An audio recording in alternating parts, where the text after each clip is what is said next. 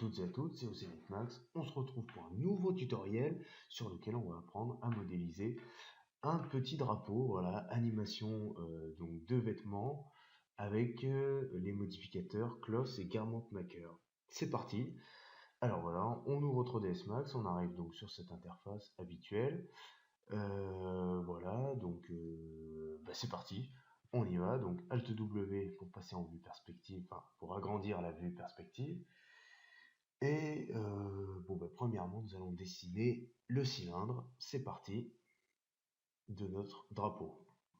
Hop, je centre le cylindre, clic droit sur les flèches.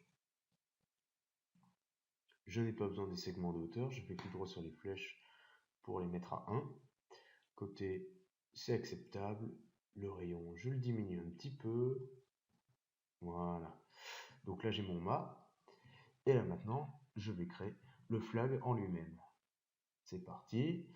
Donc Alt W. Alors bien sûr, la petite manip. Alt W dans cette vue. Je me mets ici. Alt W. Hop.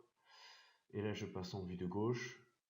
Et je vais choisir donc une spline, très important. Surtout pas une primitive standard. C'est une spline qu'il faut prendre. Et je choisis un rectangle. Je vais dessiner mon rectangle. Hop. Voilà. Maintenant, on va l'ajuster proprement. Et maintenant, nous allons mettre un petit factice qui va nous servir pour attacher notre drapeau. Alors oui, il y a, pour ceux qui sont sur 3ds Max 2014 et version antérieure, il y a une légère modification. C'est pour ça qu'avec 3ds Max 2015, on doit créer un factice, chose qui n'était pas obligé, on n'était pas obligé de le faire avant. Voilà, donc là j'ai mon factice, on va réduire un petit peu sa taille. On va bien l'ajuster, voilà. Le placement vertical n'a pas beaucoup, sur l'axe Y, n'a pas beaucoup d'importance du moment qu'il se trouve plus ou moins voilà, sur le drapeau. Il n'y a pas de souci. Par contre, il faut bien qu'il soit centré au milieu, voilà, comme ceci. Clic droit pour s'assurer qu'il est bien centré au milieu. Et là maintenant, nous allons pouvoir attaquer notre drapeau. On clique ici, on va chercher le modificateur Garment Maker. Vous descendez dans G, Garment Maker, voilà. Et ça nous crée un ensemble de subdivisions, pour, voilà, sans entrer dans les détails, un ensemble de subdivisions qui s'approche des textures de vêtements. On peut régler la densité, donc moi je vais partir sur une densité qui est assez basse, voilà, de telle manière que l'animation reste quand même assez fluide. Après, plus vous voulez le détail, plus vous augmentez la densité. Voilà, donc moi je vais rester ici.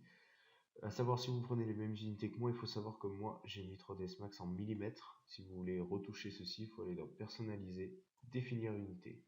Et là vous choisissez métrique, millimètres. Voilà, bon bref. Petite parenthèse fermée. Une fois que vous avez appliqué votre Garment Maker, on va chercher dans la liste des modificateurs. On va choisir le modificateur Close. Donc vous allez C, Close. Voilà, donc dans Close, nous avons déjà quelques petits paramètres à régler. Le premier, c'est à quoi est attaché notre drapeau. En l'occurrence, il va être attaché à notre factice. Ensuite, quelles vont être les collisions du drapeau, donc lui-même et la tige.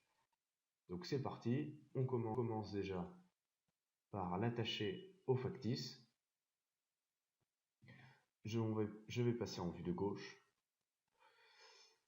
et je vais sélectionner les points. Alors, pour le sélectionner de façon un petit peu réaliste, vous pouvez par exemple sélectionner les deux extrémités. Vous cliquez sur Make a Group et vous faites Node. Vous cliquez ensuite sur votre factice. Voilà, donc vous avez ces deux points qui sont reliés au factice. Les autres ensembles de points sont attachés de façon à reproduire la physique du vêtement. Et ces 4 points sélectionnés seront fixes et resteront fixés en fait par rapport au factice. Ça veut dire que si le factice bouge, les points vont suivre. Voilà, donc là maintenant, nous allons dans Close, Objet Propriété, nous allons ajouter un objet, et nous, c'est cylindre 01. Pourquoi j'ajoute cet objet? Pour créer notre objet de collision dont on a parlé tout à l'heure. Je vais ensuite sur Rectangle, je clique sur Close, et je sélectionne Coton. Voilà, des fois, petit bug, des fois il faut remettre collision objet quand on vient tout juste de l'importer. Bon, pas grand chose, mais bon. Vous cliquez sur OK, vous repassez en vue perspective, et là, nous allons pouvoir faire les premiers réglages. Donc par souci d'interface, ce que vous pouvez faire, c'est étirer ici, hop, comme ça vous avez tout le panneau qui se trouve ici. C'est assez pratique, voilà, si vous avez plusieurs trucs à régler. On va cocher Self Collision, c'est collision avec soi-même en gros. Voilà. C'est-à-dire que pour que le drapeau en lui-même, quand il peut s'enrouler et se toucher lui-même, c'est pour qu'il y ait les collisions en fait, pour pas qu'il se passe lui-même à travers. Voilà, et on va régler, on va mettre 1. Voilà, donc notre système est prêt, nous allons déjà pouvoir le tester. Donc on a plusieurs boutons. Ça c'est pour figer l'état actuel comme état initial, et ça c'est pour faire un reset, c'est-à-dire revenir à la position initiale de base, c'est-à-dire cette position.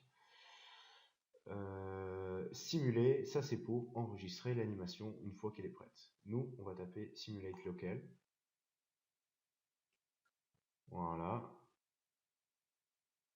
Voilà, donc là on a notre drapeau, on est content, les collisions sont plus ou moins bien gérées. Voilà. Je vais faire Reset State, voilà. Et là maintenant, comme tout drapeau, il y a du vent. Alors vous pouvez choisir de ne pas en mettre et de figer votre drapeau. Moi, je vais tout vous montrer, donc je vais mettre un petit peu de vent. Je vais dans déformation spatiale, pardon, vent. Je me mets en vue de gauche et je vais créer un vent. Hop. Je prends l'outil rotation et j'appuie sur le raccourci A, ou je clique ici sur bascule d'accrochage à l'angle. Ok, 90 degrés, c'est parti. On va plutôt d'ailleurs le mettre 15 degrés comme ceci. On va dupliquer celui-ci. Lui, on va le tourner un petit peu.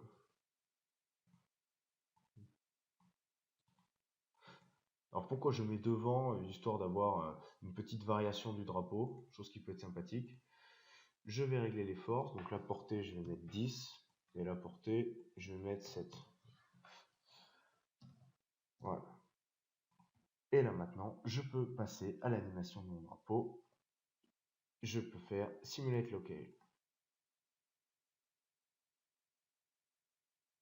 Alors, dernière chose que j'ai oublié, Close Force. Voilà, il faut bien prendre en compte les vents parce que sinon il peut rien se passer. J'appuie sur OK. Et là, je peux faire Simulate Local. Et là, nous avons notre effet de vent qui est créé. Si vous voulez moins de vent ou quelque chose de plus calme, vous pouvez diminuer la portée du vent. Une fois que vous êtes satisfait, vous pouvez faire Set Initial State et vous cliquez sur Simulate. Toutes les clés d'animation du drapeau vont être enregistrées sur la barre de frame et votre animation est désormais complète.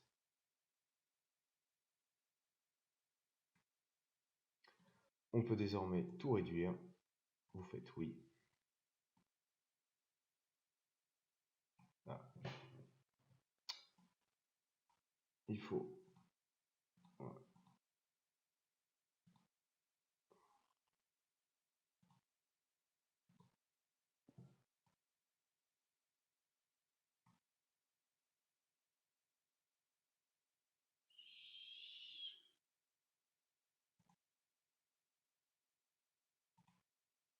Hop, voilà.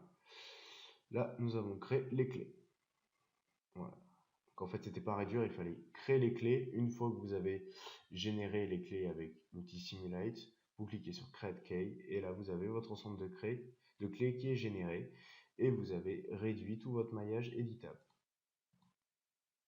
Et là, vous avez votre effet de vent. Vous pouvez play l'animation très facilement. Voilà, c'est la fin de ce tutoriel. Merci à vous de l'avoir suivi. Et puis, je vous dis à la prochaine pour une prochaine vidéo.